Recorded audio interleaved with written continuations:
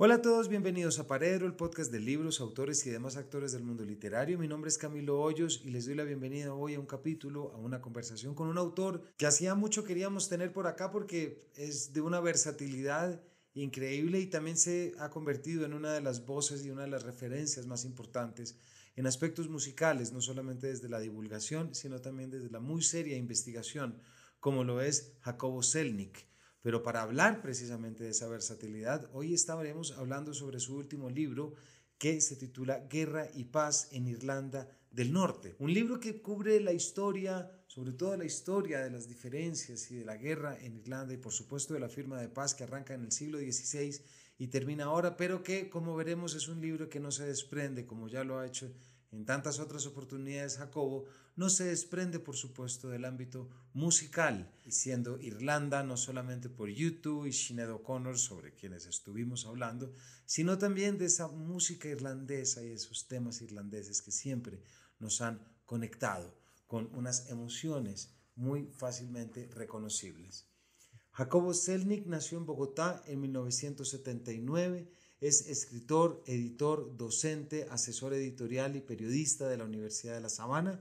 Ha publicado los libros Rockestra, entrevistas a grandes del rock por Taller de Edición Roca en 2013, Satisfaction, conversaciones con el rock por Penguin Random House Colombia en el 2015 y México en 2016, Bob Dylan a las puertas del cielo por Taller de Edición Roca en 2017, La Causa Nacional, Historias del Rock en Colombia por Penguin en 2018, Los 80, Volver al Futuro, Otra Edad de Oro de la Música Británica por Montesinos en Barcelona, también Melómanos, Historias de una Obsesión por Penguin Random House en 2020, El Pintor de Auschwitz, también por Penguin Colombia en 2021, Bernardo Botero Morales, Una vida dedicada a los seguros en Colombia, editor compilador de la Universidad Javeriana, y Who Are You? El rock en sus propias palabras por Montesinos. Y por último, Un siglo de memorias, la comunidad judía de Bogotá en el 2023. Ya les había dicho yo acerca de la versatilidad y producción de Jacobo, quien en este libro, Guerra y Paz en Irlanda del Norte, pues nos lleva por estas historias tan particulares que ya nos ha enseñado en sus otros libros. Así que sin mayores preámbulos, bienvenidos a una nueva entrega de Paredro. Jacobo, en primer lugar, bienvenido a Paredro. Camilo, un gusto estar acá contigo. Anhelaba desde hace mucho tiempo poder compartir una buena conversación contigo, así que muchísimas gracias por la invitación. Es un honor muy grande estar acá. Gracias, Jacobo. Siempre agradezco mucho esas palabras y te debo decir que en realidad es mutuo porque yo hacía mucho quería y lo habíamos intentado hablar de tus libros. Hoy estaremos hablando de tu último libro, Guerra y Paz en Irlanda del Norte. Y quien acaba de llegar y no te conoce dirá, ¿y por qué estamos entrando de lleno con alguien que escribe de temas políticos e históricos? No es solamente eso, como ya vamos a ver, sino que se ata muy bien en esa versatilidad que yo creo que representa tu obra por todo lo que es, porque fíjate, y para la audiencia, tus últimos libros han sido Satisfaction, Conversaciones con el Rock, Melómanos, Historias de una Obsesión, La Causa Nacional, Historias del Rock en Colombia, luego entra El Pintor de Auschwitz, que ya hablaremos, pero evidentemente, Jacobo, cuando hablamos de ti, hablamos de música y de escritura musical. Entonces yo quisiera arrancar un poquito a saco, Jacobo, preguntándote, ¿por qué no nos cuentas un poco qué importancia tiene la música en tu vida? Bueno, Camilo, la música para mí ha sido fundamental porque, así como yo lo digo en la introducción de Melómanos, la música se convirtió en una salvación para mí en un momento muy difícil de mi vida que está muy bien detallado en El Pintor de Auschwitz, que es todo el proceso de la enfermedad de mi papá cuando yo estaba en plena adolescencia, noveno grado en el colegio, una época muy difícil en la casa, y si no hubiese sido por las horas y horas pegado a The Wall de Pink Floyd o a los Rolling Stones o a Led Zeppelin o a King Crimson o a Genesis o a The Who, yo creo que mi adolescencia hubiese sido un poco más complicada de lo que fue ese periodo de la vida en nuestra casa con la enfermedad de mi papá. Entonces la música se convierte en un salvavidas, en una motivación me lleva a terrenos absolutamente fascinantes de investigar, de leer, de sentir, y me vuelvo sin darme cuenta en coleccionista de rock británico, que es como a veces cuando me preguntan, ¿y usted qué tipo de melómano es? Yo digo, yo no soy como Jaime Andrés Monsalve, que le puede hablar a uno de tango, charanga, cha-cha-cha, música clásica, jazz, tantos géneros. Yo me especialicé y particularmente en una región del mundo, ¿no? Como es el rock británico y por supuesto el rock irlandés que también me gusta y el europeo y el argentino. Entonces, volverme coleccionista y apasionado de la música me llevó también a encontrarme con lecturas fascinantes, con autores, con periodistas, con faros a seguir. Después estudio periodismo y estudiando periodismo puedo hacer radio rock durante 14 años.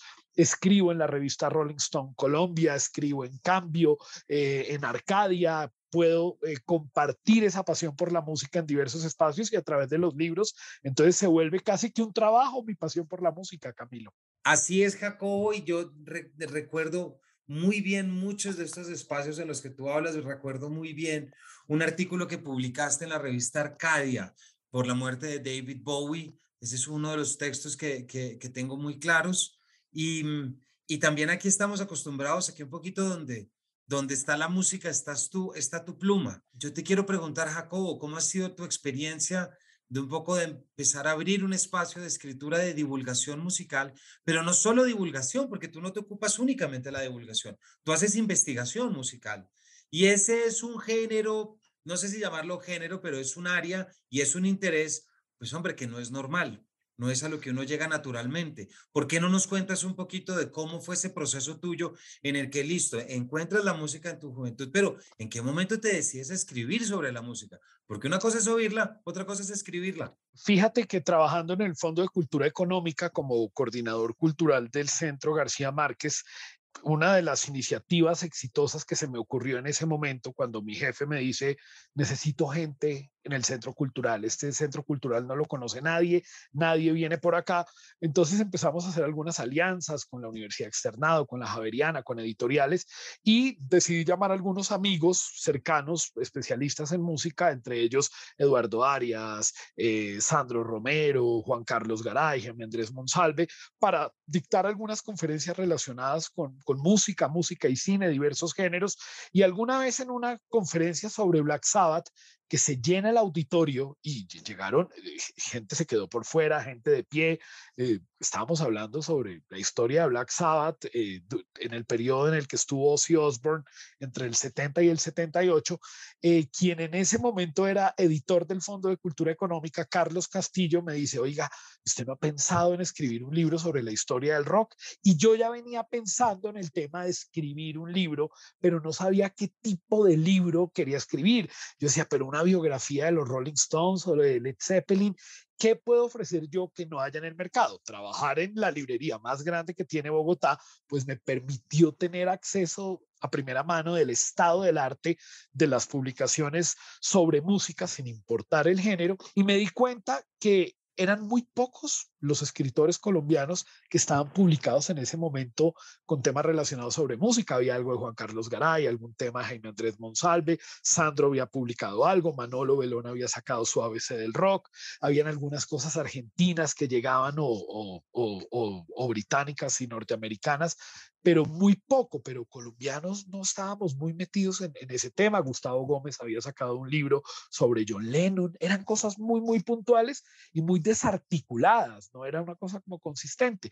Y ahí me doy cuenta, Camilo, que tengo en un momento dado una cantidad de entrevistas que yo logro hacer a diversos músicos memorables de la historia del rock, y ahí es donde yo digo, acá hay una oportunidad, acá hay un libro, una antología de entrevistas a leyendas del rock, y ahí es donde tengo la oportunidad de publicar con Taller de Edición Roca. Creen en ese proyecto. Luis Roca, Miguel Ángel, Gabriela se entusiasmaron muchísimo con esa idea, y me acuerdo que estábamos almorzando en la casa de Miguel Ángel y Gabriela y llamaron a Luis y le dijeron, estaba acá con Jacobo, entrevistó a Robert Plant y a Eric Clapton y a Brian May y a Roger Daltrey y a Andrew Lou Goldham, hay que hacer ese libro. Y Luis Roca dijo, listo, lo hacemos, y lo sacamos en la Feria del Libro del año 2013, y así empieza este asunto.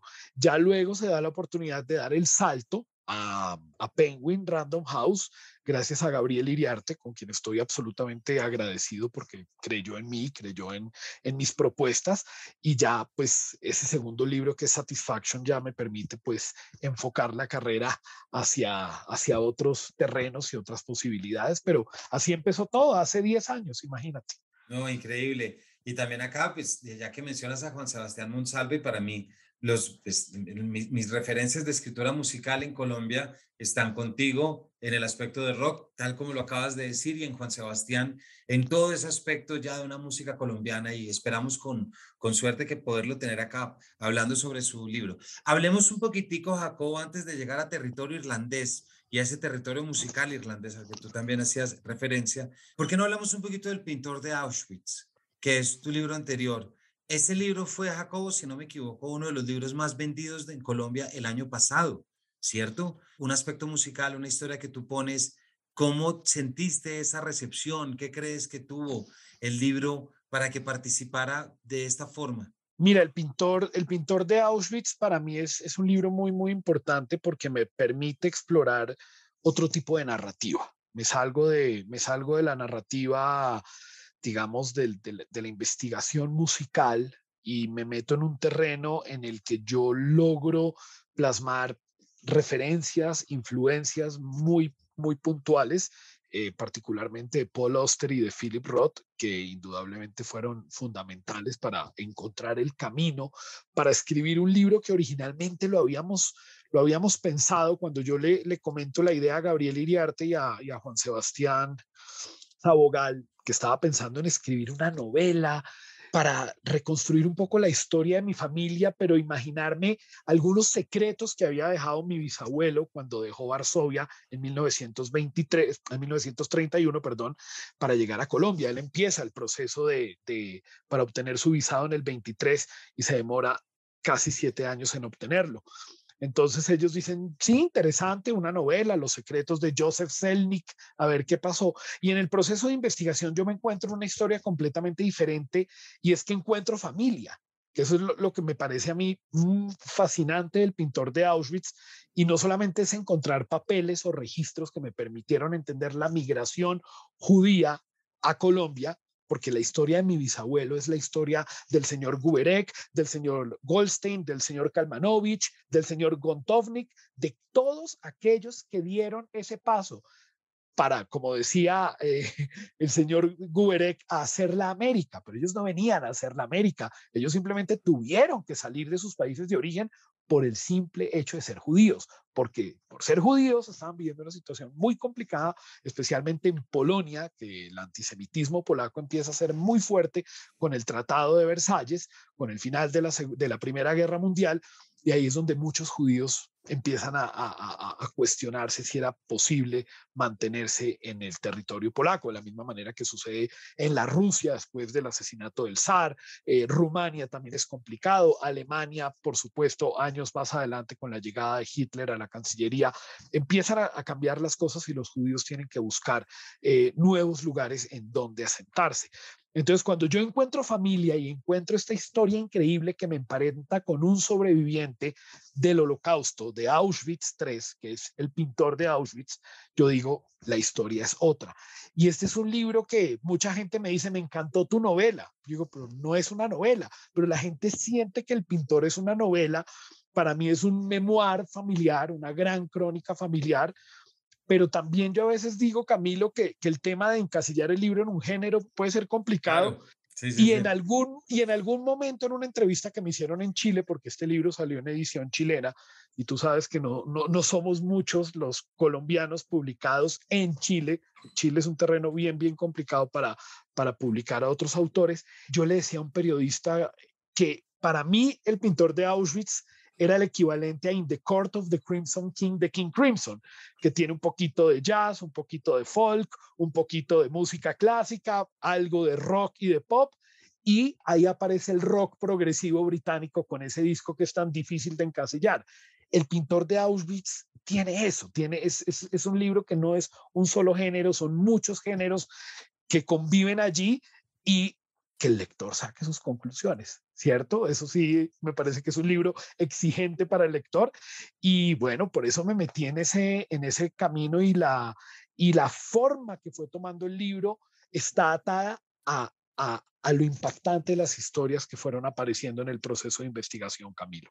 Increíble, pues estamos hablando para la audiencia de El pintor de Auschwitz, que bueno, que ya nos estás contando esta propensión que tú tienes, Jacobo, a encontrar buenas historias y encontrarte con las historias, sean estas musicales o sean literarias. Yo creo que este libro del que vamos a hablar ahorita, Jacobo, sale también de una canción, pero lo vamos a dejar un poquito más adelante, porque pues arranquemos con Guerra y Paz en Irlanda del Norte. Y recuerden que no importa desde dónde nos están escuchando, este libro lo pueden adquirir desde cualquier país a través de Busca Libre. Ya hablabas tú ahorita, Jacobo, en Chile, entonces si desde ya nos están escuchando, recuerden que Busca Libre es el lugar para que puedan conseguir este libro y aprovechen porque les puede llegar en menos de un día. Jacobo, vamos a arrancar de Irlanda del Norte, vamos a arrancar a hablar de Irlanda y yo dije, bueno, cómo podemos combinar esto que estamos hablando de la música con Irlanda?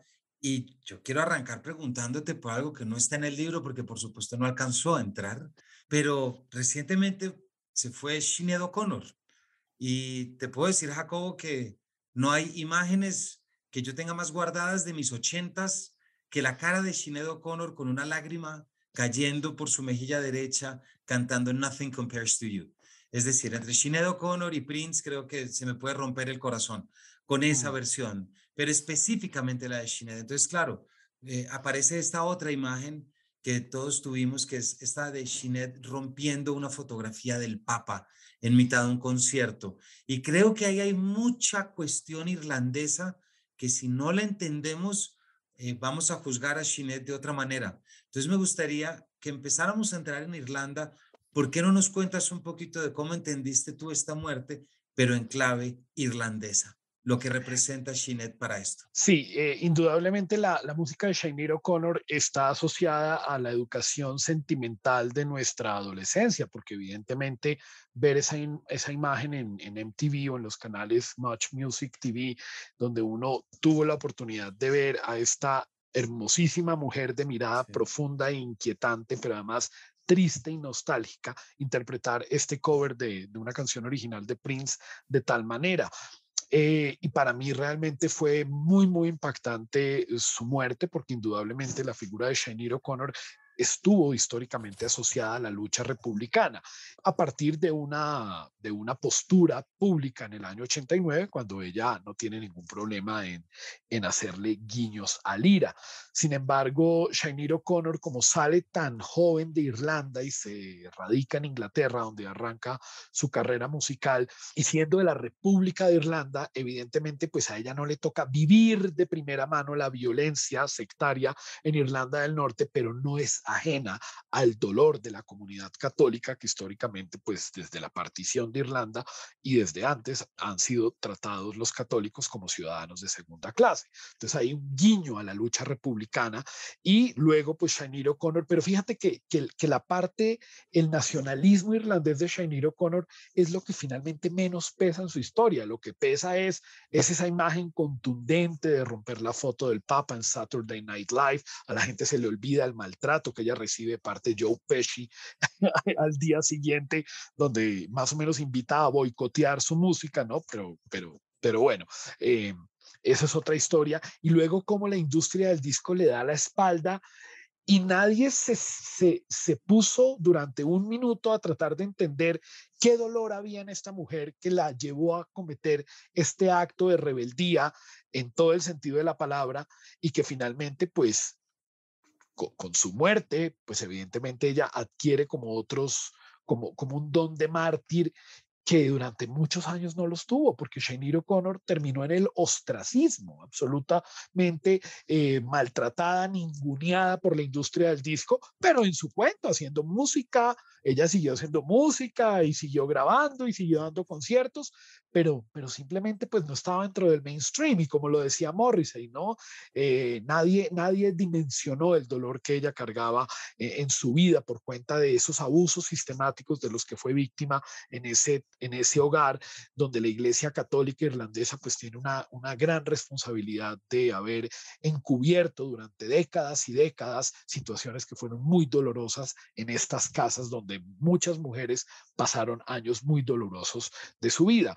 Sinéad O'Connor, de alguna manera, aunque en el libro no está ampliamente desarrollada, obviamente, su vida y obra, pues sí hay una referencia puntual en Sunday Bloody Sunday, que es una canción que está asociada a una de las historias en los testimonios del libro, porque justamente Bono, cuando dice en la presentación de la canción en el concierto de Colorado, del Red Rocks en 1983, dice, "This song is not a rebel song, this song is Sunday Bloody Sunday", y años más tarde, Sinéad O'Connor lanza una canción que se llama "This is a rebel song". Entonces hay como unos vínculos que están ahí muy presentes entre artistas que tuvieron una postura política muy clara y muy de frente a la situación en Irlanda y otros que decidieron ser políticamente correctos como Bono, que decidió no firmar ese pacto con el IRA. Sinéad O'Connor no tuvo problema y eso estaba obviamente asociado a su personalidad. Así que, como tú bien lo dices, una muerte impactante.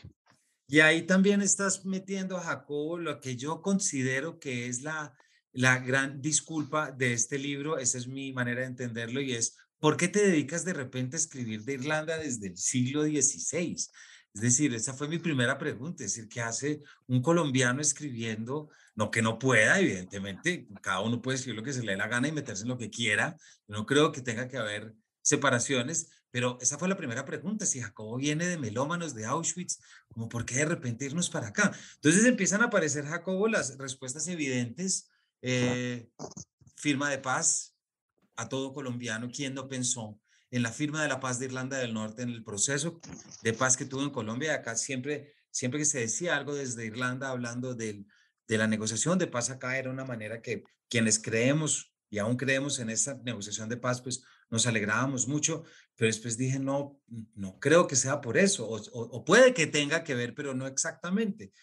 Hasta que llegué, después de leer y de entender toda esta parte histórica que tú tanto visitas, en la Irlanda de la conquista a la partición, pero también la época de The Troubles, la violencia sectaria, que es la que tú acabas de referirnos, el largo camino a la paz. Y de repente dije, ¿será que toda esta investigación que está haciendo Jacob es una manera de responder a Sunday Bloody Sunday de YouTube?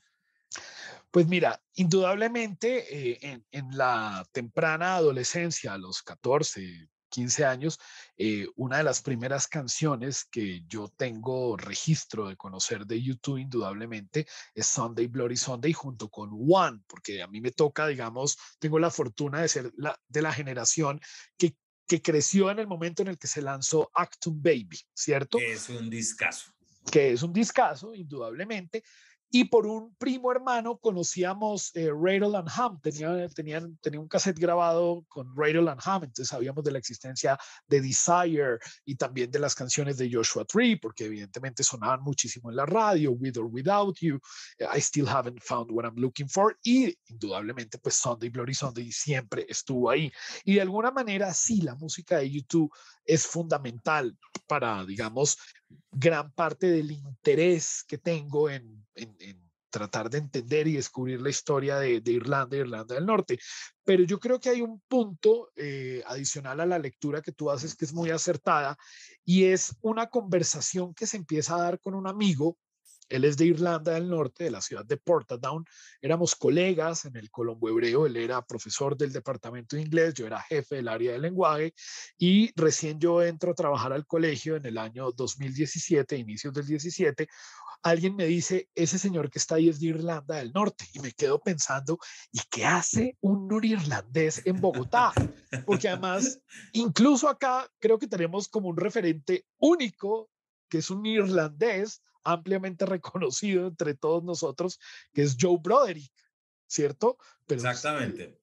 pero más irlandeses. Bueno, hay una cantautora que recientemente se ha dado a conocer que tiene origen irlandés, que es Katie James, que sus padres llegaron de una isla cercana a la República de Irlanda y se afincaron en el departamento del Huila, pero es decir, son dos, pero no es como el caso argentino, que en Argentina hubo una migración irlandesa muy importante. Entonces hay más, ¿no? Hay un McAllister, papá e hijo que jugaron en Boca Juniors, hijo campeón con la selección argentina en el Mundial, ¿no?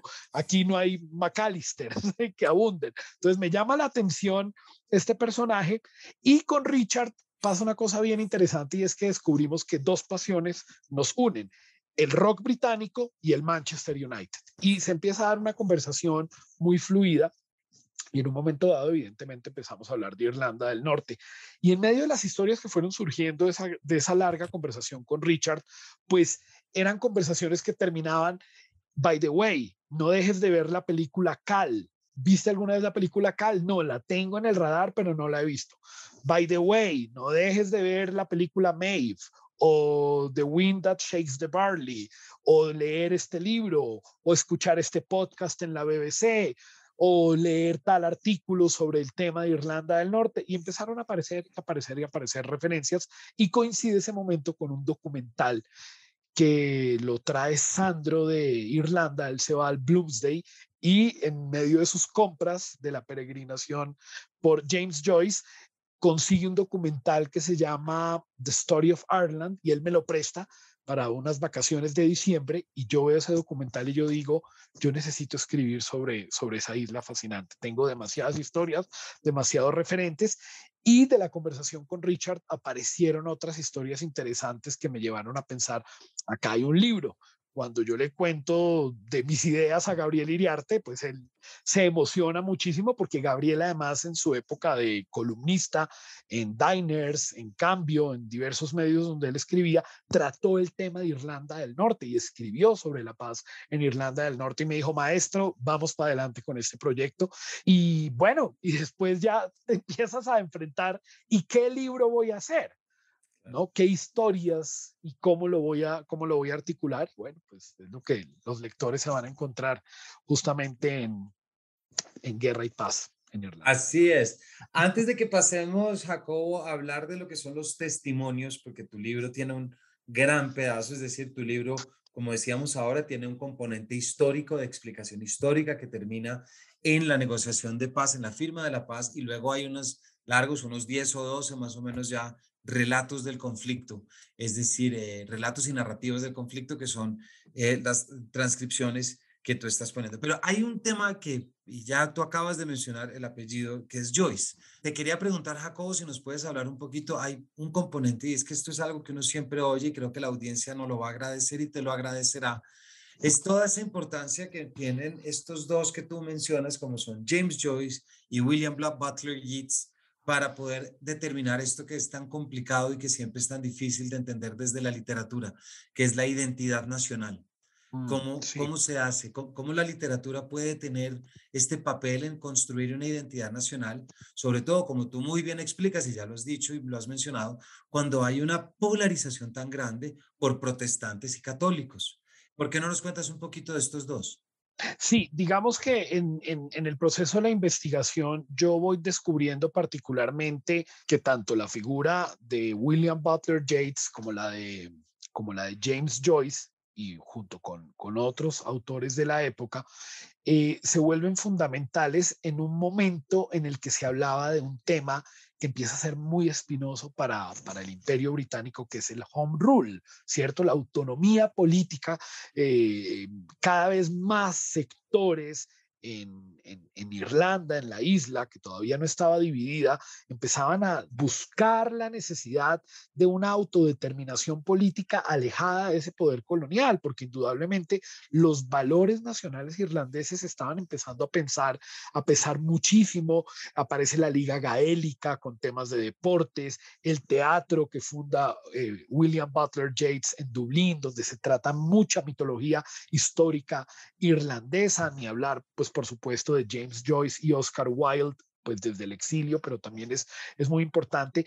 Y son los escritores los que empiezan a poner en su narrativa esa gran mitología irlandesa, lo que es lo gaélico, lo irlandés, en dónde estamos, que es cuna de la civilización occidental, gran parte de las lenguas que se desprenden de la isla, de la evolución de la escritura jeroglífica que termina derivando en el gaélico, pues es absolutamente fundamental. Y para ellos era absolutamente terrible ver cómo el inglés cada vez ganaba terreno, ganaba terreno, ganaba terreno, y su idioma, el idioma de la isla empezaba a desaparecer paulatinamente, y pues esto asociado con algo que habíamos comentado previamente, las hambrunas, las migraciones derivadas de las hambrunas, todo lo que empieza a suceder en los Estados Unidos y todo ese nacionalismo que tiene su origen en Estados Unidos, ¿no? Con la hermandad feniana, con unos personajes que empiezan a ser fundamentales.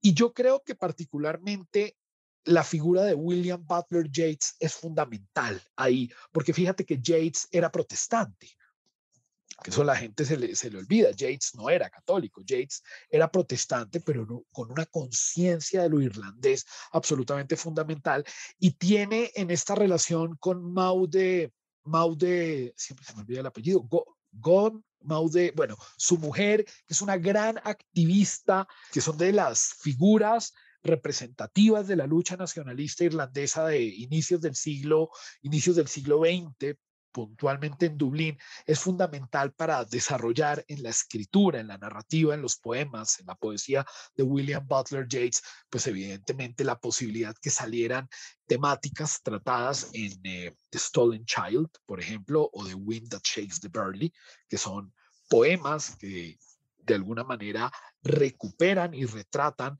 valores irlandeses esenciales. Entonces, sin la literatura, sin la música, ¿no? Las canciones de las papas negras, ¿no? Esa canción que evoca a la hambruna producto de las papas podridas de la cosecha de 1840 en Irlanda, indudablemente, pues muchos cambios y mucha conciencia que sucede en el territorio no hubiera sido posible. Cuando uno revisa a grandes próceres irlandeses del siglo XX, como Michael Collins o como Eamon de Valera, indudablemente ellos Mm. estuvieron absolutamente marcados por William Butler Yeats, ni hablar de James Connolly. Y pues de todo lo que empieza a suceder más adelante con la revuelta de Pascua y con todo el movimiento nacionalista que empieza a ser mucho más fuerte. Pero todo el tema del home rule tiene un componente esencial en la literatura, en la prensa, en difundir un mensaje de conciencia. No podemos seguir históricamente avasallados por un imperio que nos tiene absolutamente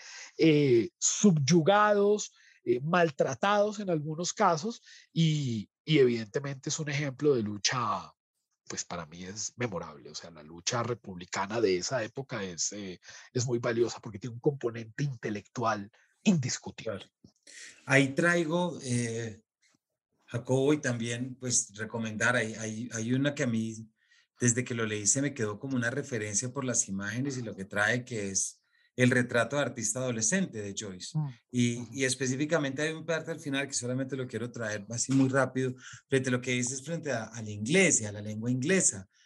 Como saben, como sabes, el retrato de artista adolescente es la historia de Stephen Dedalus hasta antes de que salga de la casa, pero hay un momento muy especial en la novela cuando él ya está en la universidad.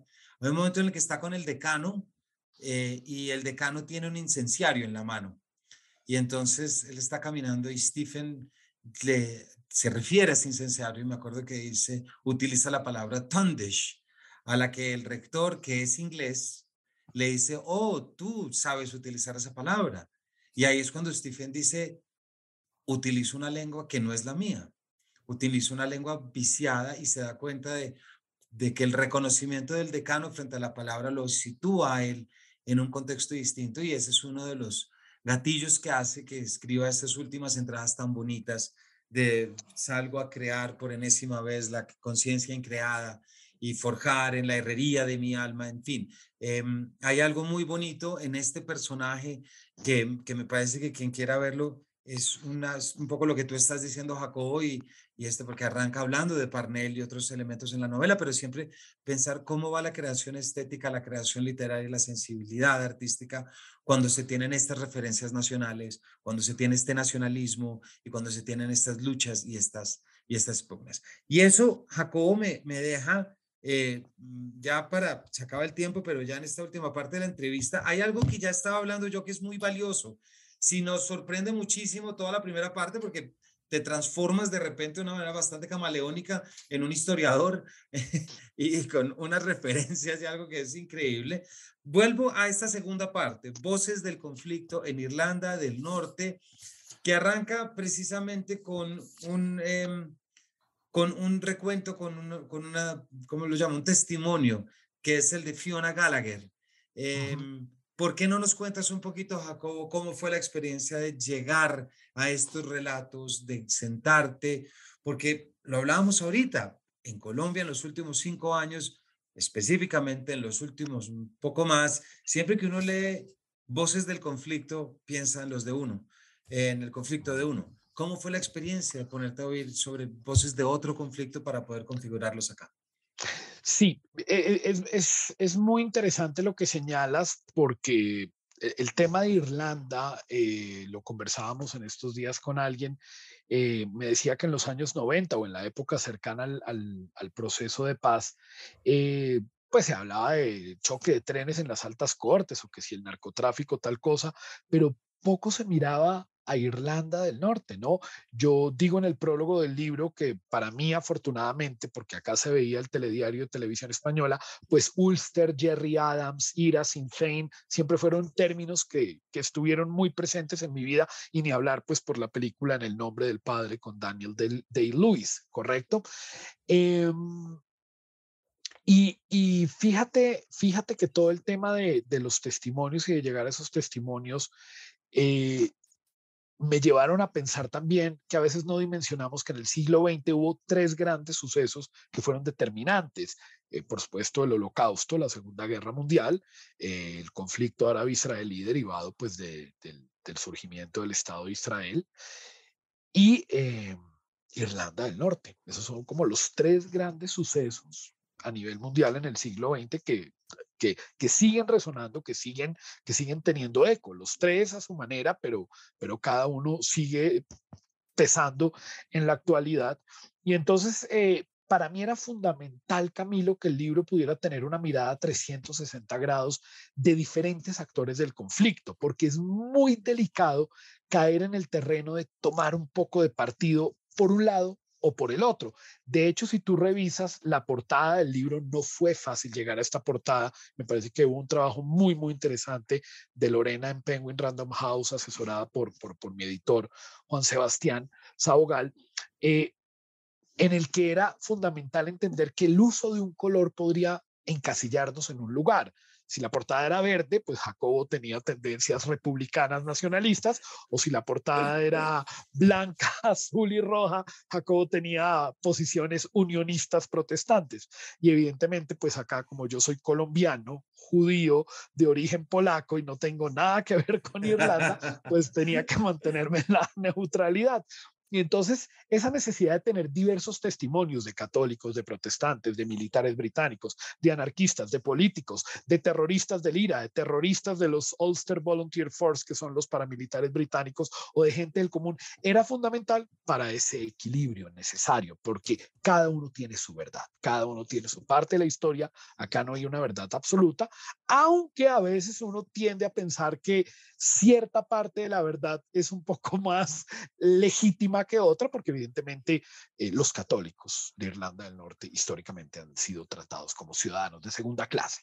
Y eso no lo puedes negar, no lo puedes tapar, no puedes tapar el sol con la mano. Entonces el testimonio de Fiona Gallagher, Camilo, es un testimonio que a mí me hizo llorar como ninguno otro, porque es una mujer que todavía le duele el alma, le duele el corazón por una situación que se da en los años 70. En 1972 el ejército británico asesina, un francotirador del ejército británico asesina a sangre fría a su hermano por el simple hecho de haber estado en el lugar equivocado, en el momento equivocado. el hermano de ella tenía ciertas tendencias a vínculos con movimientos nacionalistas y republicanos y había estado inmerso en unas pequeñas células del IRA, pero no había tenido ningún activismo terrorista. Era normal que los jóvenes, después de los sucesos del Bloody Sunday en enero del 72, pues quisieran vincularse con la causa nacionalista, bien sea desde la política o desde la lucha armada. No existió un joven católico, bueno, hubo casos que no, pero era común ver que jóvenes católicos, adolescentes, en 1972, en la ciudad de Derry, particularmente, donde sucede el tema del Bloody Sunday, quisieran unirse al IRA. Era absolutamente normal porque el ejército británico los estaba maltratando. Entonces el testimonio de Fiona es un testimonio aleccionador porque más allá del dolor que produce la muerte de su hermano, hay un capítulo de reconciliación con el ejército británico, que es la siguiente historia que viene después en el libro, la Exactamente. historia de Lee Lavis, Lee Lavis, sí. que es increíble que Fiona y Lee se encuentren y que para Fiona encontrarse con un soldado del ejército británico que tiene una postura muy diferente a los soldados, a la mayoría de soldados británicos que estuvieron en el conflicto en Irlanda, pues él le haya podido dar palabras para sanar su corazón y entender que no todos los soldados británicos eran malos, que no todos los soldados británicos creían que los norirlandeses eran unos trogloditas salidos de los árboles, ¿cierto? Unos seres salvajes a los que había que acabar. Entonces, ahí hay unas grandes enseñanzas y unos símbolos muy fuertes. El conflicto norirlandés, Camilo, tiene unas imágenes muy, muy fuertes, simbólicas, de apretones de manos, de gestos que han trascendido en el tiempo, que aquí no los vimos en algunos sectores. Entonces yo creo que ahí hay grandes lecciones que podemos tomar y aprender para que si en algún momento este país llega a vivir en paz, ¿qué podemos aprender de una región que lleva más de 25 años en paz estable y duradera? Así es, Jacobo, y te me adelantaste, casi que me leíste, porque es que quería cerrar con esa pregunta, precisamente. Es decir, tú no eres un investigador social desde un sentido que vas a escribir un libro, de comparar la negociación a ti no te interesa eso, pero es innegable que haber leído tanto sobre una negociación de paz, pues es innegable que no te haya puesto a pensar en la propia. Es decir, que no te haya puesto a pensar hacia acá eh, algo que hayas descubierto que antes no supieras o que hayas entendido que antes no hubieras entendido del conflicto colombiano y de la negociación de paz colombiana, luego de haber investigado y pensado de manera tan cercana todo lo que ocurrió en Irlanda del Norte. Es que me hacían hace poco esa misma pregunta sobre similitudes y diferencias entre ambos conflictos. Y fíjate que yo pues pienso que es tan difícil reducir el tema cuando el tema de Irlanda es un problema que data de 1536, ¿cierto? Desde la llegada de Enrique VIII y todo lo que pasa después con el Acta de Unión y cuando Irlanda entra a ser parte del Reino Unido, ¿cierto? Y la plantación del Ulster y todo el proceso de apropiación del territorio, estamos hablando de casi 5 siglos, 6 siglos o más, porque hay dos procesos de invasión a Irlanda, son casi 600, 700 años de un problema, ¿sí me entiendes? Nuestro conflicto no tiene 100 años. Entonces, y Exactamente. exacto. Entonces, Estaba esto es buscando la fecha exacta de Marquetalia porque creo que ese es, Marquetalia es el momento exacto, en el que surge en los 50 y hay gente que dice, ay, qué pereza, vamos a seguir hablando de este conflicto. Y uno exacto. dice, Entonces, ¿qué podría decir un irlandés cuando es un tema? Porque aquí vemos a Irlanda como un todo. Es un tema que viene en 1536, la llegada de Enrique VIII. ¿Me entiendes? Estos son siglos y siglos de historia. Entonces, hay un componente, en el caso pues colombiano, sociopolítico, de inequidad, de desigualdad, más todo el tema del narcotráfico, que indudablemente pues lo hace absolutamente distinto. Y en el caso de Irlanda del Norte, fíjate que históricamente lo fácil, la narrativa más fácil, era decir un problema entre católicos y protestantes. Y ese ha sido el cuento sencillo, pero es un tema mucho más profundo y más delicado, de territorio, de injerencia de la iglesia en una educación de jóvenes hacia una tendencia hacia otra, ¿cierto? En la medida que ambas iglesias sigan metidas en ciertos procesos de educación, va a ser muy difícil que las comunidades convivan. Una de las cosas que a mí más me impresionaron visitando Belfast el año pasado es ver muros de más de 10 metros que dividen barrios católicos de barrios protestantes. Y estamos hablando de un territorio que está en paz, o de rejas que se cierran para separar barrios católicos de protestantes. Tú le preguntas a un católico que vive en la zona de Falls Road, que es la zona históricamente católica de Belfast, si de repente se da un paseíto por la Shankill Road, que es una zona muy bonita protestante. ¿Pero a qué? Porque además hay una cosa de identidad, de los colores, de la apariencia que inevitablemente te ponen en un lugar. Este es católico, este es protestante. Y la gente todavía tiene miedo, aunque nada grave sucede. Entonces, digamos que Irlanda es un ejemplo de paz estable y duradera en la medida que se logró el desarme total y absoluto de los grupos armados. El IRA entregó sus armas, los paramilitares británicos del UDA y del VF entregaron sus armas. Sí, todavía hay facciones y se habla de un nuevo IRA que son 50 tipos ahí haciendo a veces alaraca cada vez que hay alguna conmemoración nacionalista en Derry, aparecen y hacen desfiles, de la misma manera que siguen los desfiles unionistas de los Oranges en Portadown o en Belfast cuando se hacen conmemoraciones importantes, sobre todo en honor a Oliver Cromwell. Entonces, pero no desemboca en violencia. Se ha hecho procesos de reinserción interesantes, sobre todo porque a los presos se les permitió estudiar en las cárceles. Entonces, muchos presos que lo único que sabían era poner bombas o matar, salieron de las cárceles con condenas a cadena perpetua a trabajar como profesores universitarios, a trabajar como taxistas haciendo, hay un tour de la violencia en Belfast, que yo lo hice con un tipo que fue del IRA, que mató a mucha gente y él pues sin ningún problema me lo confiesa en el taxi, pero ese es su trabajo hoy en día, mostrarle a la gente las cicatrices de la guerra. Entonces, tiene situaciones muy complicadas, pero lo otro que no podemos perder de vista, Camilo, es que la totalidad de los habitantes de Irlanda, sin división, no suman más de 10 millones de habitantes. No podemos comparar absolutamente nada. Creo que acá nos hizo falta algunos gestos simbólicos, de la misma manera que Martin McGuinness le da la mano a Ian Paisley, el reverendo Ian Paisley, un agitador feroz que decía que los católicos se multiplicaban como ratas o como conejos y que había que acabar con los católicos, y del otro lado, que era un ferviente luchador nacionalista, pues finalmente terminaron dándose la mano y terminaron gobernando juntos y aparecen en fotografías sonriendo, y luego Jerry Adams los bautizó los hermanos risueños, ¿cierto? Y finalmente la reina Isabel le da la mano a Martin McGuinness. Acá no vimos a algunos expresidentes darse la mano con exterroristas de las FARC, por ejemplo.